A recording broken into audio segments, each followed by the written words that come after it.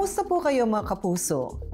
Sa panahong ito with the current political climate and extreme bipartisan positions on various issues, nakita natin na ang ekonomiya ay humaharap sa malaking hamon.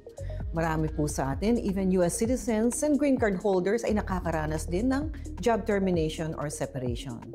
Narinig na rin natin ang balita tungkol sa mga iba't industriya na apektuhan na pati na rin ang negosyo ng mga US citizens dahil sa mga issue tulad ng ICE raids.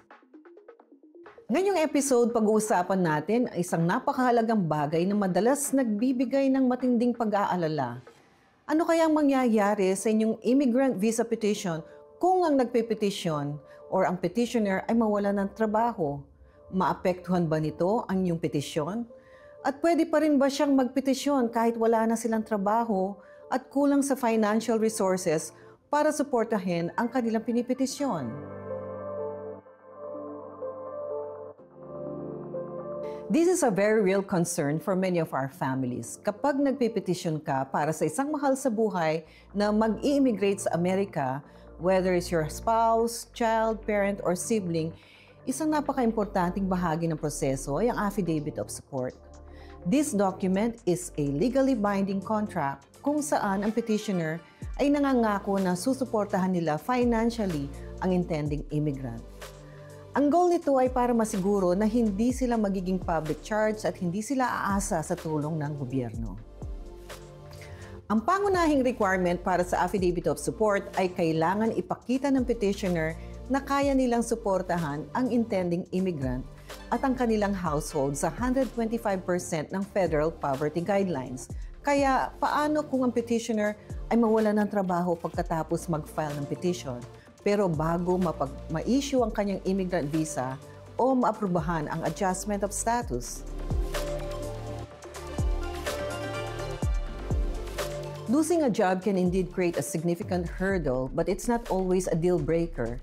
Naiintindihan ng USCIS na mangyayari talaga ang ganitong sitwasyon sa buhay. Narito ang kailangan ninyong malaman. The petitioner must still file the I-864 kahit walang trabaho ang petitioner. Sila pa rin ang primary sponsor at kailangan pa rin nilang mag-sign ng Form I-864. Hindi pwedeng i-withdraw lang dahil nawala ng trabaho. Isang fundamental requirement para sa mga nagpe-petition, especially sa family-based petition. Dito magiging critical ang sitwasyon. Kung ang kita ng petitioner ay hindi na umaabot sa 125% ng poverty guidelines, meron pa rin naman silang options. Using assets, gamit ang ari-arian. Pwedeng gamitin ng petitioner ang kanilang mga ari-arian or assets para mapunan ang kakulangan. Kasama rito ang savings accounts, stocks, bonds at pati na rin ang equity sa property. Ang total cash value ng mga ari-arian na ito ay karaniwang kailangan ay 5 times ng difference sa pagitan ng kanilang kasalukuyang kita at ang required amount. Para sa mga sponsor ng asawa at anak na US citizens, ito ay 3 times ang difference. Kailangan nyo magbigay ng documentation para sa mga ari-arian na ito. Household members' income. Kung ang ibang miyembro ng household ng petitioner tulad ng asawa, adult child o iba pang kamag-anak na kasama sa bahay ay may sapat na kita at willing tumulong, pwedeng i-combine ang kanilang kita sa petitioner. Kailangan din nilang pumirma ng Form I-864 or contract between the sponsor and household member, kung saan pumapayag sila na gamitin ang kanilang income at assets for support. Joint sponsor. Ito ang madalas na solusyon. Kung ang petitioner lang o kasama ang mga household members ay hindi pa rin naaabot sa financial requirements, pwedeng tumulong ang ibang tao o kamag-anak bilang joint sponsor. Ang joint sponsor na ito ay kailangan sumunod sa lahat ng requirements ng primary petitioner. Kailangan sila ay US citizen, lawful permanent resident, at least 18 years old na nakatira sa Amerika, and they meet the 125% poverty guidelines. So, i-combine ito with the income of the petitioner. Hindi na kailangan maging kamag-anak pa ang joint sponsor. Hindi porket nawala ng trabaho, tigil na ang pangarap.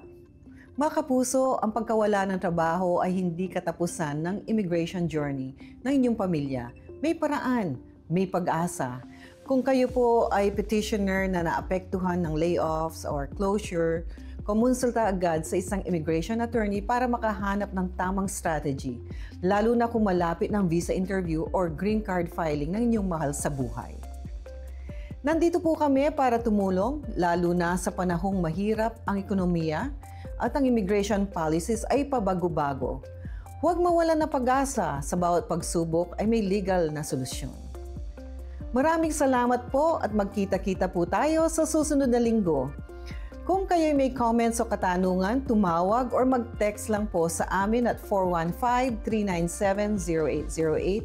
Visit our website at tansinko.com or our Facebook page, Pusong Pinoy sa Amerika. Hanggang sa susunod na linggo, ako po si Attorney Lou Tansinko, ang inyong sandigan at kabalikat, dito lang sa Pusong Pinoy sa Amerika.